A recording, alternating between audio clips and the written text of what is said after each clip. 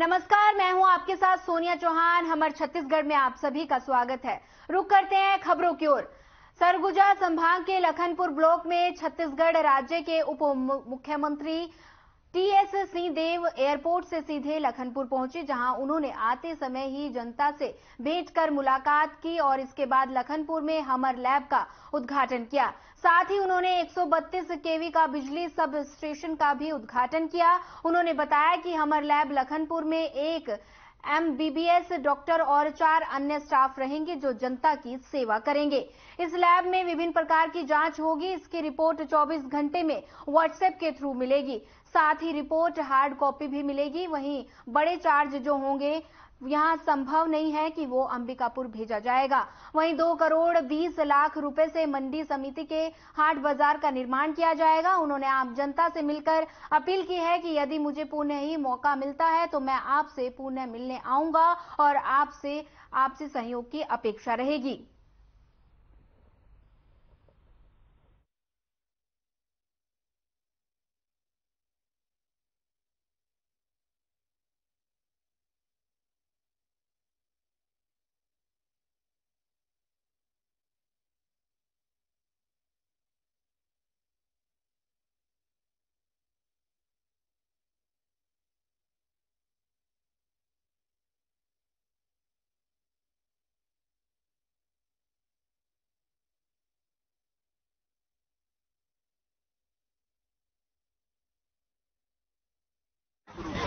सब जान रहे हैं कि आचार संहिता करीब है और काम रुके ना। सरकारी काम है जो मंजूर हो गए, ये रुकने नहीं चाहिए। यहाँ हमर क्लिनिक बना है, अच्छा सुंदर बना है। सामने का थोड़ा पेवर ब्लॉक है, उसको और व्यवस्थित कर लेंगे। तो यहाँ एक एमबीबीएस डॉक्टर, 4 अन्य स्टाफ रहेगा। 44 किस्म की दवाइयाँ मिलेंगी। जांच 10 प्रकार के, कम से कम 10 प्रकार के खून का जांच होगा। और अगर जांच की खून की आवश्यकता है तो यहाँ से सैंपल लिया जाएगा। 24 घंटे के अंदर घर में आपको रिपोर्ट मिल जाएगी। ऑनलाइन भी मिलेगी, हार्ड कॉपी भी मिल जाएगी। ये यहाँ की एक व्यवस्था है। दूसरा, मंडी समिति के माध्यम से ये हाट बाजार का निर्माण डूंगरा कला में, लपटरा में और कोटरा में 2 करोड़ 30 लाख का, और इसके अलावा कृषि उप मंडी अंबिकापुर से स्वीकृत किसान कुटीर, ये 3 जगह का है, सीतापुर, उदयपुर और अंबिकापुर में 4 करोड़ 45 लाख का। और बड़े काम जो आज विद्युत विभाग ने हमको दिए हैं, ये वाकई में क्षेत्र के लिए बड़ी उपलब्धि है। कि सरगवा में एक 132/33 केवी का सब स्टेशन 60 करोड़ का, और लखनपुर में मेरे ख्याल से टपरकेला साइड या कहीं पर भूमि चयन किया जा रहा है, तो वहाँ 57 करोड़ का। तो ये आने वाले समय के लिए भी बिजली की व्यवस्था की पूर्ति के लिए अति आवश्यक था, और आने वाले कम से कम 10-20 साल के लिए मुझे लगता है कि अब चिंता नहीं है। बाबा, एक आखिरी सवाल है कि अंबिकापुर में जो आयोजित हुआ छत्तीसगढ़ ओलंपिक कार्यक्रम, जो छत्तीसगढ़ सरकार की महत्वाकांक्षी योजना है, और आपने उसका कार्यक्रम का बहिष्कार कर दिया है, इससे आपका क्या कहना है? बहिष्कार नहीं किया। मैंने ये कहा कि देखिए, हम लोग जनप्रतिनिधि बनते हैं तो अपने बलबूते पे नहीं बनते। ये मेरी कोई ताकत नहीं। जो साथी रहते हैं वो मेहनत करते हैं, वो सहारा देते हैं, और उनके बदौलत हम लोग को काम करने का मौका मिलता है। उनका अगर अपमान होगा तो उस जगह मैं नहीं जा सकता। उसमें कहीं कोई लाग लपेट की बात नहीं है। इसको मुख्यमंत्री जी ने भी गंभीरता से संज्ञान में लिया, और मैं समझ रहा हूं कि स्थिति में अब सुधार है। कि देखिए, जो कार्यकर्ता है, सम्मान उनका संपूर्ण होना चाहिए। उसमें अगर भेदभाव होगा तो हम लोग का वहां कोई स्थान नहीं है।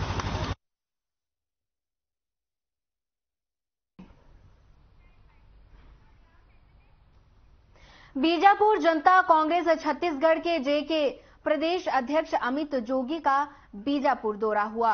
वहीं भोपालपट्टनम में कार्यकर्ता सम्मेलन में लोगों का कांग्रेसी बीजेपी के प्रति आक्रोश और जनता कांग्रेस के प्रति समर्थन मिला। इस दौरान कुटरू आंदोलन के अम्बेली में आंदोलनरत लोगों ने अमित जोगी को बुलावा भेजा। बुलावे में शामिल होने जोगी निकले ही थे कि प्रशासन की तरफ से सुरक्षा का हवाला देते हुए नोटिस दिया गया। फिर भी बीजापुर सर्किट हाउस में प्रेस वार्ता करते हुए कहा कि मेरी जान चली जाए फिर भी उन लोगों के बीच मैं जाऊंगा जिन्होंने मुझे बुलाया है। पुलिस प्रशासन की तरफ से रोके जाने के बाद वो दुपहिया वाहन में मूलवासी बचाओ मंच के आंदोलन स्थल पर पहुंचे और लोगों को संबोधित किया। इस दौरान बड़ी संख्या में पदाधिकारियों के साथ ही बस्तर से आए नेता मौजूद रहे।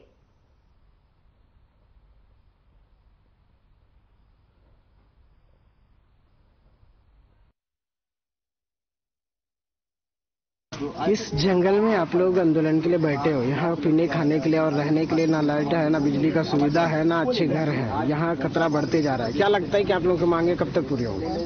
ये तो लगता तो नहीं है मांगे पूरी होगी, पर हमारा ही प्रयास है कि हमारी जो 17 सूत्रीय मांगे है ना, जब तक हमें पूरा नहीं होगा तब तक हम अनिश्चितकालीन धरना ही करेंगे। मांग लेकर आप लोग यहाँ पे आंदोलन में बैठे हो? जी आप लोग मीडिया प्रशासन, जी आप लोग मीडिया प्रशासन, उतना बड़ा पुलिया बन रहा है, इतने लोग यहाँ गरीबी स्थिति लोग खड़े हैं, तो उनके लिए कुछ करिए ना।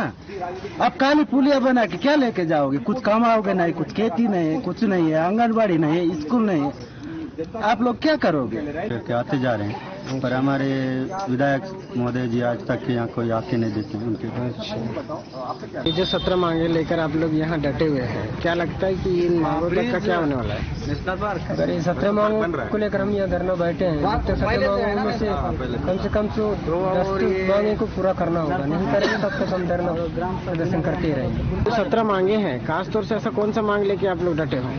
हम लोग खास तौर पर से जो मांगे हैं, एक तो बेदर ब्रिज जो प्रस्तावित है, दूसरी नेशनल पार्क, और तीसरी है नरसार फर्जी मुठभेड़, और चौथी है जो बिना ग्राम सभा के अनुमति से बनाए जा रहे पुल पुलिया रोड बनाए जा रहे हैं। ये है मांगे। कुछ और भी हैं, तो छोटे छोटे मांगे हैं जो यहाँ के सरकार कर सकती है, लेकिन बड़े बड़े मांगे ये हैं। टाइगर रिजर्व के अंदर अम्बेली गांव में 56 गांव के 25 पंचायतों के लोग इकट्ठा हुए हैं। पिछले एक सप्ताह से लगातार यहाँ बैठे हुए हैं, शांतिपूर्ण तरीके से शासन से अपील कर रहे हैं कि ये जो उनका इलाका है, हजारों साल से उनके पुरखे यहाँ पर रहते आए हैं। यहाँ पर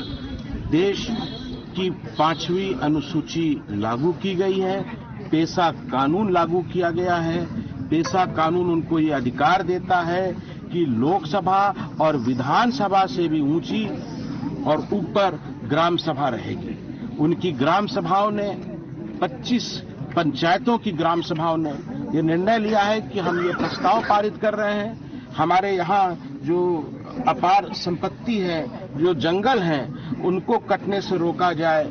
जो बाहर से लोग आते हैं, इस क्षेत्र में केवल अपनी बुरी नजर डालते हैं, गलत नियत से आ रहे हैं, यहाँ की जो खनिज संपदा है, जो वन संपदा है, उसको लूटने के लिए आ रहे हैं।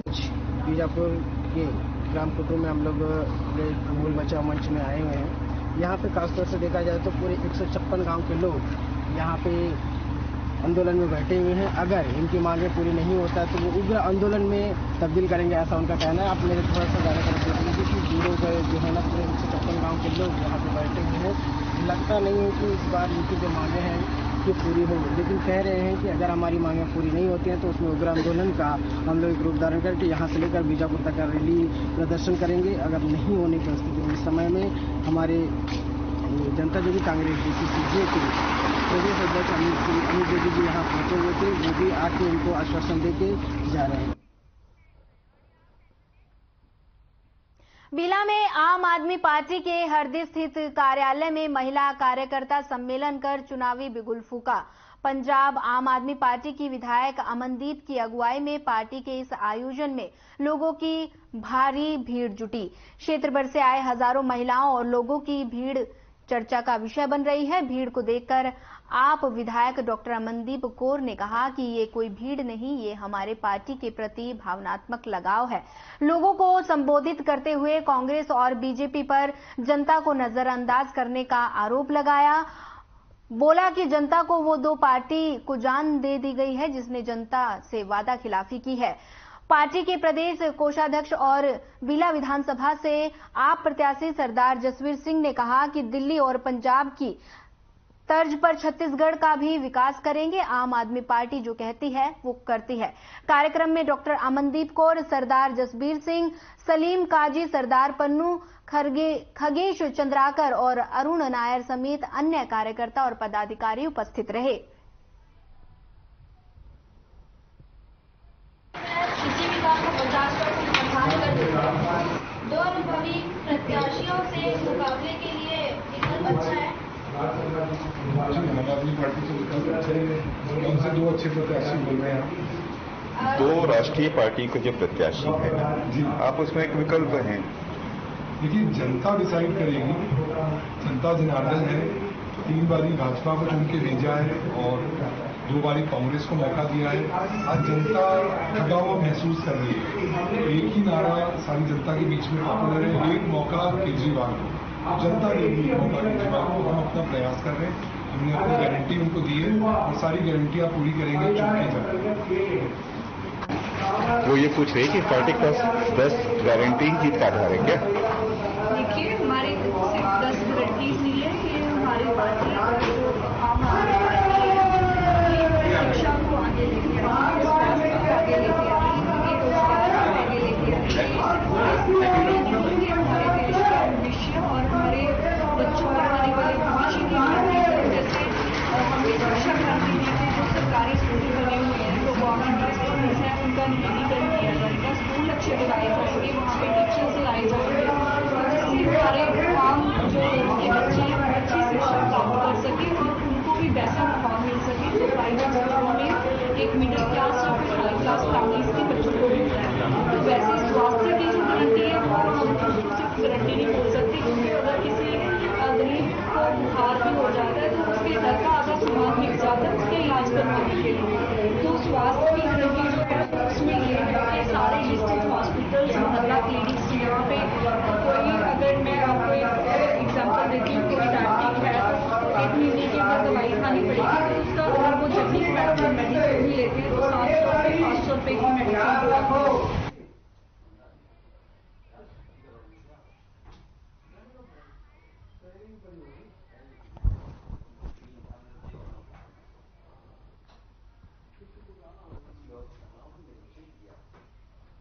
छत्तीसगढ़ में विधानसभा चुनाव को कुछ ही समय बचे हैं। ऐसे में कांग्रेस हो या बीजेपी के बड़े नेता सरगुजा के दौरे पर आ रहे हैं। इसी कड़ी में कांग्रेस के राष्ट्रीय प्रवक्ता आलोक शर्मा अंबिकापुर पहुंचे। वहां राजीव भवन में पहुंचकर पत्रकारों से रूबरू हुए और प्रदेश सरकार के 5 सालों के विकास कार्यों की जमकर तारीफ की। उन्होंने कहा कि भूपेश बघेल के नेतृत्व में छत्तीसगढ़ के सभी वर्ग खुश हैं। इस दौरान केंद्र की मोदी सरकार पर भी जमकर हमला बोला। उन्होंने कहा कि महिला आरक्षण बिल के नाम पर मोदी सरकार सिर्फ राजनीति कर रही है। बीजेपी को 9.5 साल तक महिला आरक्षण बिल की याद नहीं आई। वहीं कांग्रेस में प्रत्याशियों के टिकट की लेट लतीफी को लेकर कहा कि कांग्रेस के एक विधानसभा सीट पर 50 से ज्यादा आवेदन आए हैं, लेकिन बीजेपी में टिकट मांगने वाला कोई नहीं है। वहीं कांग्रेस के राष्ट्रीय प्रवक्ता आलोक शर्मा ने कहा कि छत्तीसगढ़ में भूपेश बघेल के चेहरे पर विधानसभा चुनाव लड़ा जाएगा। 5 साल में जनता के बीच में रहे भूपेश बघेल ने प्रदेश का विकास किया है। वहीं छत्तीसगढ़ में कांग्रेस की सरकार बनने का दावा किया है। 2 चीजें बिल्कुल अलग अलग हैं। एक हमारी नीति है कांग्रेस की, माने राहुल गांधी जी की नीति है, खड़गे साहब की नीति है। वो नीति ये कहती है कि सामाजिक उत्थान हो। अगर आपके पास आंकड़े होंगे तो आप नीतियां सही बना पाओगे। और एक तरफ दूसरी नीति है जो केवल राजनीति से प्रेरित है, और वो है महिला आरक्षण की, कि महिला आरक्षण 9.5 साल तक तो इस सरकार पकौड़े चलती रही। 9.5 साल में महिला आरक्षण याद नहीं आया। हम तो कह रहे हैं जातिगत सर्वेक्षण से पहले रिजर्वेशन दीजिए, जो बेनिफिट हो सकता है वो दीजिए।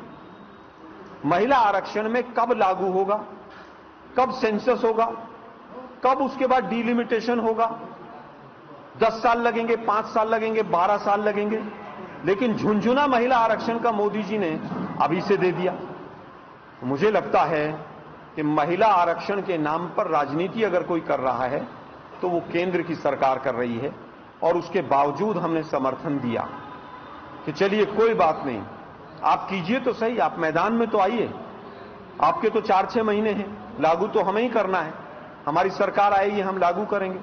जातिगत सर्वेक्षण 2011 से दबाकर बैठे हुए हैं, अब 6 महीने के बाद हम उन आंकड़ों को भी आगे बढ़ाएंगे और जो 2021 का सेंसस मोदी जी की विफलताओं के कारण नहीं हो पाया, हम सेंसस भी कराएंगे, डिलिमिटेशन भी होगा, महिलाओं को आरक्षण भी मिलेगा, जातिगत जनगणना भी होगी और देश का समग्र विकास होगा।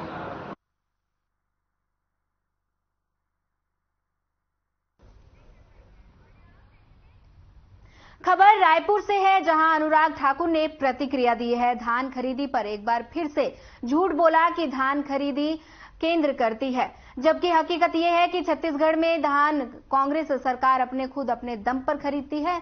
धान खरीदने में केंद्र सरकार का एक भी पैसे की भागीदारी नहीं होती है। राज्य सरकार धान खरीदी मार्कफेड के माध्यम से करती है। इसके लिए मार्कफेड विभिन्न वित्तीय संस्थानों से ऋण लेती है तथा इस ऋण के लिए बैंक गारंटी राज्य सरकार ही देती है। वहीं धान खरीद में जो घाटा होता है उसको भी राज्य सरकार ही वहन करती है। पिछले साल मार्कफेड ने लगभग 35,000 करोड़ का ऋण धान खरीदी के लिए लिया गया था और मोदी सरकार तो घोषित समर्थन मूल्य से 1 रुपए भी ज्यादा कीमत देने पर राज्य सरकार को धमकाती है। तो वहीं राज्य से केंद्रीय योजनाओं के लिए लगने वाला चावल नहीं खरीदेंगे। छत्तीसगढ़ देश का एक अकेला ऐसा राज्य है जहां किसानों के प्रति एकड़ धान पर 9,000 रुपए और अन्य फसल पर 10,000 रुपए की इनपुट सब्सिडी मिलती है। कांग्रेस सरकार में चालू खरीफ सीजन में 20 क्विंटल धान की खरीद 2,800 रुपए की दर पर की जाएगी। प्रधानमंत्री श्री नरेंद्र मोदी जी ने एक नई परंपरा शुरू की है, संवैधानिक पदों पर बैठे हुए व्यक्तियों के द्वारा झूठ बोलने की परंपरा। जो झूठ बोलने की परंपरा छत्तीसगढ़ में और देश में श्री नरेंद्र मोदी जी ने चालू की है, उनके मंत्री अनुराग ठाकुर भी उसी झूठ को बोल के एक बार फिर से गए।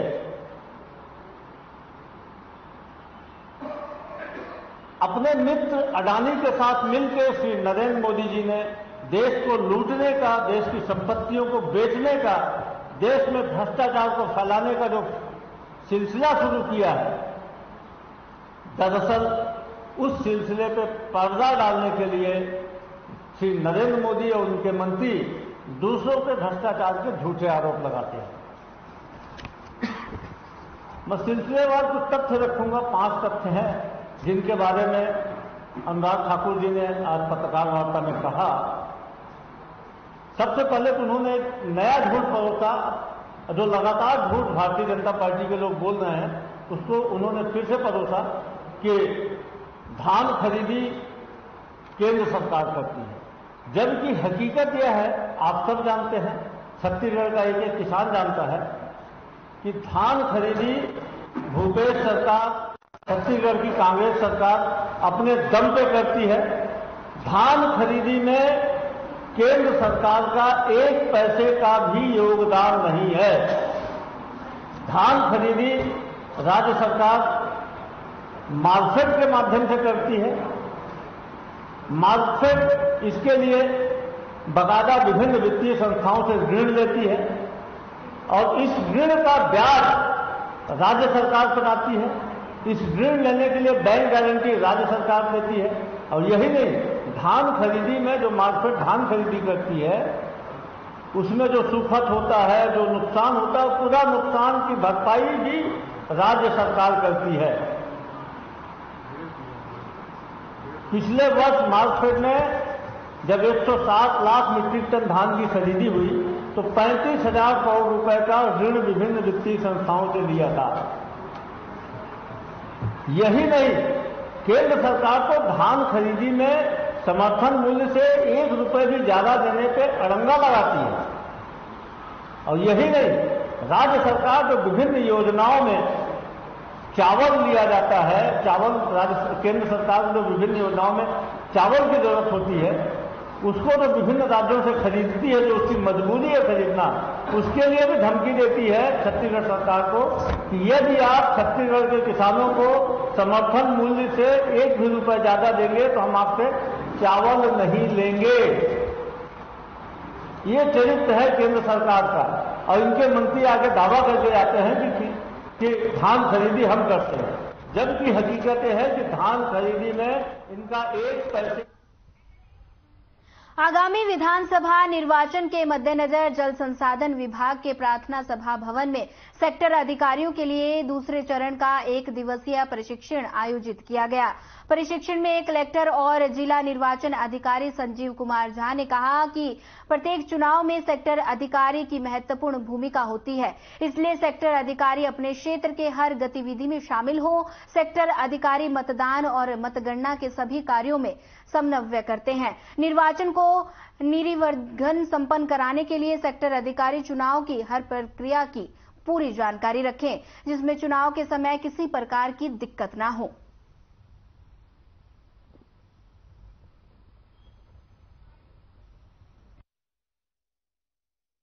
अगर कोई इलेक्शन एजेंट नहीं आया है ना, आप एक चीज और ध्यान रखिएगा, यदि एक दिन पहले कोई नहीं आता है, इलेक्शन एजेंट और कैंडिडेट दोनों को ये अधिकार है कि वहां पर क्या बनाए, वो पोलिंग एजेंट बनाए, है ना। यदि नहीं है तो उसी बूथ पे ही आप मॉक पोल कराएं, तो ये बहुत अच्छा होगा। ये बोला जाता है, अनुभव की बात बता रहा हूं मैं। 90 मिनट पहले शुरू होगा, नहीं आए हैं तो हम 15 मिनट रुकेंगे और 15 मिनट रुकने के बाद हम अपनी प्रक्रिया शुरू कर देंगे, भले नहीं आए हैं। इस बीच यदि वो आ गए तो हमको उनके बीच में नहीं उलझना है, क्योंकि वो लोग ऐसा कोरा कागज लेके आते हैं, केवल दस्तखत रहता है इलेक्शन एजेंट का या कैंडिडेट का, उसमें नाम कुछ भी नहीं भरा रहता है। उनको एपिक भी लाने के लिए बोला जाता है, तो उसमें ध्यान न देके हम अपना आगे का काम शुरू करते रहें। ये जो कम्युनिकेशन प्लान है, वहाँ सारी चीजों को आप देखते आ जाते हैं। लेकिन सुबह में उस दिन जिस दिन डिस्ट्रीब्यूशन होता है, उस दिन पता चलता है कि आपके जो 12 बूथ हैं तो वहां का चल कौन।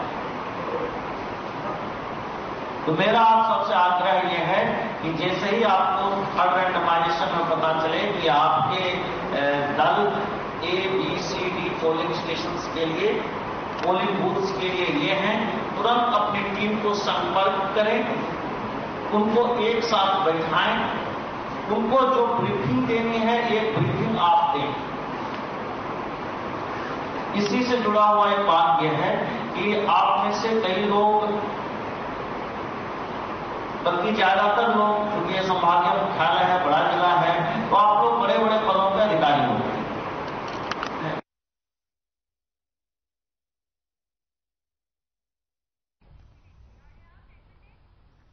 कोंडागांव ग्राम पंचायत कोकड़ी में ठाकुर जोहरनी आदिवासी भाई बहनों का विशाल जन सम्मेलन आयोजित किया गया, जिसमें छत्तीसगढ़ शासन के कैबिनेट मंत्री मोहन मरकाम ने छत्तीसगढ़ सरकार के कार्यालय और कांग्रेस सरकार के बारे में आदिवासी भाई बहनों को उत्कृष्ट उद्बोधन दिया। बता दें कि कोंडागांव की ये तस्वीरें हैं जहां पर आदिवासी भाई बहनों ने शिरकत की। और आपको बता दें कि कोंडागांव ग्राम पंचायत कोकड़ी में ठाकुर जोहरनी आदिवासी भाई बहनों का विशाल जन सम्मेलन आयोजित किया गया, जिसमें छत्तीसगढ़ शासन के कैबिनेट मंत्री मोहन मरकाम ने छत्तीसगढ़ सरकार के कार्यालय और कांग्रेस सरकार के बारे में आदिवासी भाई बहनों को उत्कृष्ट उद्बोधन दिया।